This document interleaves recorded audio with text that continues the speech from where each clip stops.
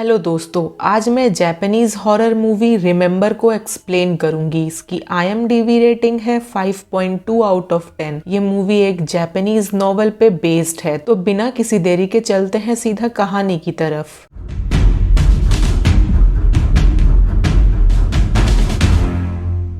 कहानी की शुरुआत में हम एक छोटी बच्ची को देख पाते हैं जो किसी से भाग रही थी। उसके हाथों में एक खिलौना था। वो बच्ची भागते हुए एक घर में छिप जाती है, पर वो आदमी जो उसका पीछा कर रहा था वो उसे बुरी तरह से काट के मार देता है। इसके बाद हम एक रशियन न्यूज़पेपर में देखते हैं जिसपे लिखा था कि 1947 में एक छोटी बच्ची को किसी ने बुरी तरह से काट के मार दिया था। उस बच्ची के बॉडी पार्ट्स अभी तक नहीं मिले थे और अभी भी उन बॉडी पार्ट्स को ढूंढा जा रहा था। ऐसे ही कई सारे बच्चे मारे गए थे और उनकी बॉडी भी अभी तक नहीं मिली थी। इसके बाद हमें एक रशियन कैदी की फुटेज दिखाई जाती है जो कहता है कि जिन्होंने उन बच्चों को मारा वो एक सब्स्टिट्यूट हैं, किसी शैतानी आत्मा के, जो बस उन बच्चों को उस आत्मा के लिए सैक्रिफाइस करते हैं और बिना किसी ट्रेस के वहाँ से गायब हो जाते हैं। इसके बाद हम कुछ रशियन बुक्स को देख पाते हैं जिन पे लिखा था कि वो एक दिन हमेशा रिपीट होता रहेगा जब तक के सारे बॉडी पार्ट्स ना मिल जाएं। अब कहानी आगे बढ़ती है। हम देखते हैं आशुका नाम की लड़की को जो अपने स्कूल के लिए रेडी होती है। उस दिन डेट था 5 जुलाई। आशुका की मॉम उसके लंच में एक्स्ट्रा खाना पैक करती है ताकि वो अपने फ्रेंड से शेयर कर सके, पर रास्ते में ही हम देख पाते हैं आशुका को स्कूल में कोई पसंद नहीं करता था और ना ही कोई उससे बात करता था। रास्ते में ही वो ताकाहिरो नाम के एक लड़के से टकरा जाती है। ताकाहिरो उसकी मदद करना चाहता था उसका सामान उठाने में, पर उसके दोस्त उसे वहाँ से लेके चले जाते हैं। रे नाम की लड़की भी वहीं से जा रही थी जो कि स्कूल में मोस्ट पॉपुलर थी और क्लास प्रेसिडेंट भी थी। वहीं रूमिको नाम की एक लड़की को भी हम देखते हैं जिसे उसका बॉयफ्रेंड स्कूल ड्रॉप करने आया था। उसी रास्ते में आशुका को एक बिल्ली दिखती है जो रास्ता क्रॉस करना चाहती थी, पर आशुका के उसको देख के मुड़ते ही वो बिल्ली एक बस के नीचे आ जाती है। कुछ देर बाद हम सोटा नाम के एक लड़के को देखते हैं जिसे आशुका के तरह ही कोई पसंद नहीं करता था और सब उसे परेशान करते रहते थे। कुछ देर बाद क्लास में पहुंचने पे सबको पता चलता है कि स्कूल फेस्टिवल के लिए जो पैसा जमा किया गया था वो चोरी हो गया है और वो पैसे सोटा के डेस्क से मिलने पे सब उसे परेशान करने लगते हैं। तभी ताकाहिरो और रे वहाँ आ जाते हैं। रे सारी बात को अपने ऊपर ले लेती है ये बोल के कि ये उसकी जिम्मेदारी थी पैसों को संभाल के रखने की। हम आगे आशुका को अकेले चैपल के बाहर बैठ के लंच करते देखते हैं। वहाँ एक पुराना कुआं था जिसमें से उसे कई सारे खून से सने हुए हाथ निकले दिखाई देते हैं। तभी वहाँ वर्कर्स आ जाते हैं और आशुका को वहाँ से जाने को कहते हैं क्योंकि वो चैपल अंडर कंस्ट्रक्शन था। वहाँ से जाने से पहले वो कुएं में झांक के देखती है पर उसे वहाँ ऐसा कुछ नहीं दिखता। थोड़ी दूर जाने पे वो किसी को उस मरी हुई बिल्ली को दफनाते हुए देखती है और उसे एक बच्ची की आवाज सुनाई देती है जो उसे कहती है कि वो चाहती है कि आशुका उसकी बॉडी ढूंढे, पर पीछे मुड़ के देखने पे उसे वहाँ कोई नहीं दिखता। दूसरी तरफ हम देखते हैं ताकाहिरो बास्केटबॉल बहुत ही अच्छा खेलता था। हमें ये भी पता चलता है कि ताकाहिरो इससे पहले जिस स्कूल में था वहाँ वो बास्केटबॉल टीम का कैप्टन था और उसने वो स्कूल इसलिए छोड़ा क्योंकि वो प्रो लेवल तक नहीं खेलना चाहता था। हम आगे एक लड़के को देखते हैं जो अपने घर में बैठ के वीडियो गेम खेल रहा था। रे अपने फ्रेंड्स की कंपनी से खुश नहीं थी और रूमिको को उसका बॉयफ्रेंड चीट कर रहा था। उसी रात आशुका को एक नंबर से मैसेजेस आते हैं जो कि किसी रेड पर्सन के बारे में बात कर रहा था। वो डर जाती है पर कुछ देर बाद वो खुद को अपने स्कूल के चैपल में और 5 लोगों के साथ पाती है और वो लोग और कोई नहीं ताकाहिरो, रूमिको, रे, सोटा और अतसुशी थे। उनके सामने एक कॉफिन रखा था। उन सब ने भी उस लड़की को देखा था जिसने उन सबको उसकी बॉडी को ढूंढने को कहा था। अतसुशी को देख के ताकाहिरो थोड़ा इमोशनल हो जाता है और उससे पूछता है कि क्या वो कभी वापस क्लास ज्वाइन नहीं करेगा। ये वही लड़का था जिसे हमने वीडियो गेम खेलते देखा था। अतसुशी वहाँ उन सबके साथ नहीं रुकना चाहता था, वो वहाँ से बाहर चला जाता है। सोटा सबको बताता है कि ये बॉडी सर्च वाला गेम है। तभी कोई अतसुशी को मार डालता है।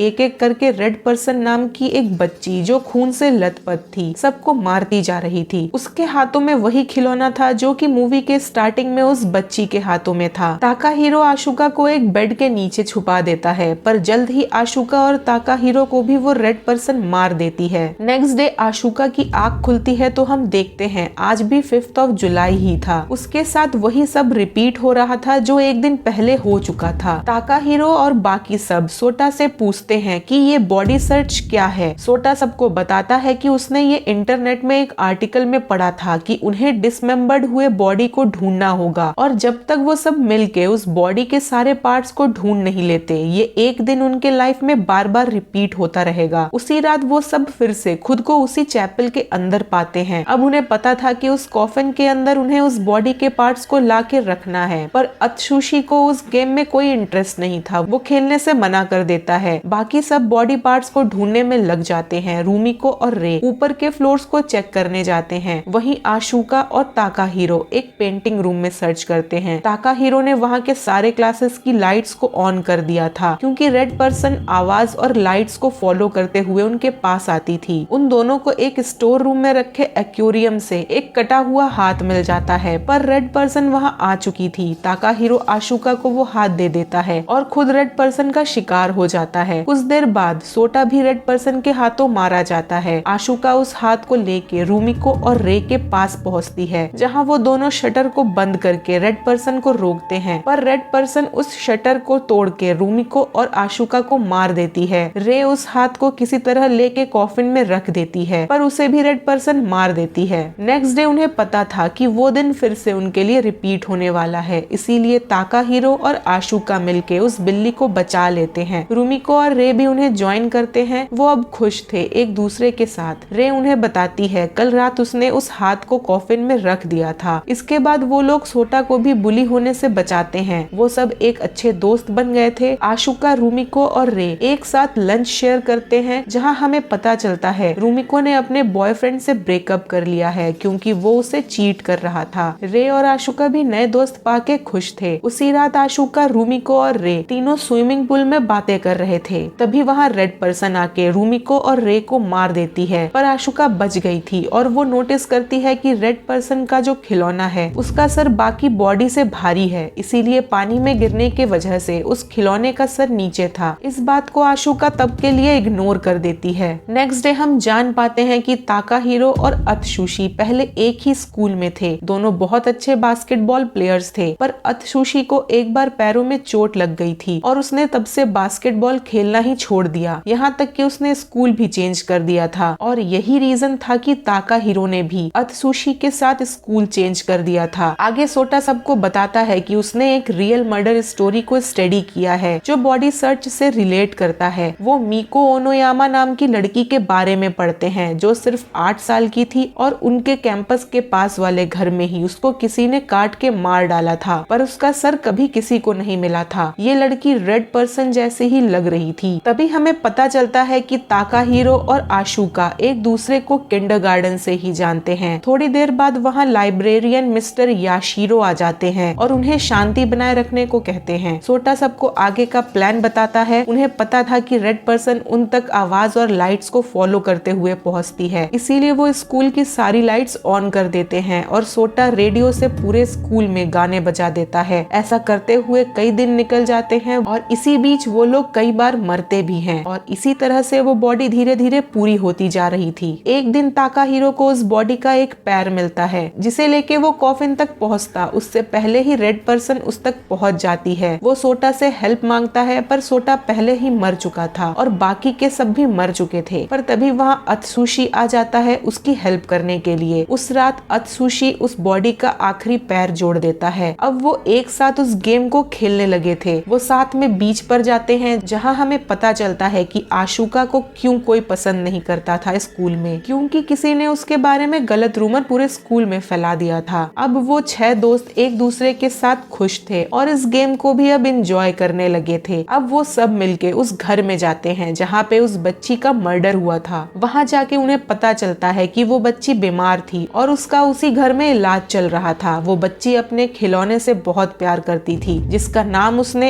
एमिली रखा था। वहाँ उन्हें एक दीवार पे होल मिलता है जिसे खोल के देखने पे उन्हें वहाँ एमिली मिलती है, पर कुछ ही पलों में वो वहाँ से गायब भी हो जाती है। ये देख के वो सब डर जाते हैं और वहाँ से भागते हैं। उसी रात जब वो चैपल के अंदर पहुँचते हैं तो देखते हैं कि अब बॉडी सर्च में सिर्फ सर ही बचा था ढूंढने के लिए। वो नोटिस करते हैं कि रेड पर्सन कहीं दिखाई नहीं दे रही थी उस दिन। तभी उनके सामने एमिली द डॉल का जायंट वर्जन खड़ा था। वो एक एक करके उन सबको मारती बढ़ती जा रही थी। पर उस रात एमिली रे को खा जाती है। नेक्स्ट डे जब वो सब स्कूल पहुंचते हैं तो कुछ ऐसा था जो पहले के दिनों जैसा नहीं था। उस बिल्ली को भी वो नहीं बचा पाते और रे का अब दुनिया में एग्जिस्टेंस ही खत्म हो गया था। किसी को रे याद ही नहीं थी, बस वो 5 ही थे जिन्हें रे याद थी। आशुका उन्हें बताती है कि कल रात को एमिली द डॉल ने रे को खा लिया था, इसीलिए रे अब उनके बीच नहीं वापस आ पाई थी। इसका मतलब था अगर गेम के अंदर एमिली उन्हें खा जाती है तो उनका वापस दूसरे दिन जिंदा होना नामुमकिन था। वो सब डर गए थे, इसीलिए आशुका मिस्टर याशुरो के पास जाती है जो उस बिल्ली को दफना रहे थे। पहले तो वो कुछ भी बताने से मना कर देते हैं, पर आशुका के उनसे इंसिस्ट करने पे वो उसे बताते हैं कि उन्हें ये लगता है कि वो भी कभी बॉडी सर्च जैसे गेम का हिस्सा थे, पर एक बार ये गेम ओवर हो जाए फिर वो सब एक दूसरे को भूल जाएंगे। ये सुन के आशुका बहुत परेशान हो जाती है और जब ताकाहिरो उसे परेशान देखता है तो वो उसे अपना क्लिप देता है और कहता है वो उसे जरूर ढूंढ लेगा। आगे हम देखते हैं कि आशुका सबको बताती है एमिली के सर में ही बॉडी का लास्ट पार्ट छुपा हुआ है। अब वो प्लान बनाते हैं कि वो एमिली द डॉल को मैकेनिकल इंस्ट्रूमेंट से बांधेंगे और उसके सर को काट के मीको के सर को निकाल लेंगे। उन सबको यकीन था कि जैसे ही ये गेम ओवर होगा रे भी वापस आ जाएगी। तभी ताकाहिरो उन्हें बताता है कि उन सबको इस गेम के लिए इसलिए चुना गया क्योंकि वो सब अकेले थे और खुश नहीं थे और उनके इसी अकेलेपन ने उस मॉन्स्टर को जगा दिया। तभी एमिली वहाँ आ जाती है, वो सब उसे बांध देते हैं, पर तब भी एमिली सबको मार डालती है। ताकाहिरो किसी तरह एमिली का सर काट के मीको का सर निकाल लेता है और आशुका को देता है ताकि वो उस बॉडी को पूरा कर सके, पर तभी एमिली जिंदा हो जाती है। वो ताकाहिरो को भी मार देती है। गुस्से में आशुका एमिली को मार देती है और मीको के बॉडी को कॉफिन में रख के पूरा कर देती है और उसकी आत्मा की शांति के लिए प्रार्थना करती है। नेक्स्ट डे हम देखते हैं अब 6 जुलाई का दिन था। किसी को कुछ याद नहीं था। आशुका के घर में हम न्यूज पे देखते हैं कि उनके स्कूल के चैपल में 30 साल पहले मारी गई बच्ची की बॉडी पाई गई। यहाँ किसी को कुछ भी याद नहीं था। वो सब स्कूल पहुँचते हैं। अत्सुशी भी स्कूल पहुँचता है। सब उसे देख के पहचान नहीं पाते क्योंकि वो इससे पहले कभी उस नए स्कूल में गया ही नहीं था। आगे हम देखते हैं कि उनके क्लास में लकी ड्रॉ के थ्रू स्कूल फेस्टिवल के लिए कमेटी मेंबर चुने जाते हैं और उन्हें चैपल में मीटिंग के लिए जाने को कहा जाता है। लकीली लकी ड्रॉ में भी उन्हीं 6 दोस्तों का नाम आता है। जब वो चैपल की तरफ जा रहे थे तो आशुका के पॉकेट से ताकाहिरो का दिया हुआ क्लिप गिर जाता है जो ताकाहिरो उठा लेता है। उसे देखते ही उसे सब याद आ चुका था। वो आशुका से कहता है कि उसने कहा था कि वो उसे ढूंढ लेगा। ये सुनते ही आशुका बहुत खुश होती है। अब हम आगे उसी कुएं को देखते हैं जिसे आशुका ने पहले देखा था। उस कुएं में एक न्यूज़पेपर में मीको ओनोयामा के फोटो के साथ उसकी मर्डर की न्यूज थी। हम देख पाते हैं उस न्यूज़पेपर में मीको ओनोयामा का फोटो जादुई तरीके से बदल जाता है और अब उस पेपर में आशुका का नाम था और फोटो भी। यहाँ ये क्लियर नहीं हो पाता कि ये मूवी वाली आशुका ही थी या फिर सेम नाम की दूसरी आशुका थी जो कि अम्यूजमेंट पार्क में मारी गई। पर ये तो क्लियर था कि हर एक मर्डर के साथ रेड पर्सन फिर से जाग जाएगी और फिर से किसी ग्रुप ऑफ स्टूडेंट्स को चुना जाएगा बॉडी सर्च के लिए। आई होप आप सबको ये वीडियो अच्छी लगी होगी। अगर ये वीडियो आप सबको अच्छी लगी है तो मेरे वीडियो को लाइक करें, शेयर करें, कमेंट करें कि आपको वीडियो कैसी लगी और भूले बिना मेरे चैनल को सब्सक्राइब करें। मिलते हैं अगले वीडियो में, तब तक के लिए बाय बाय।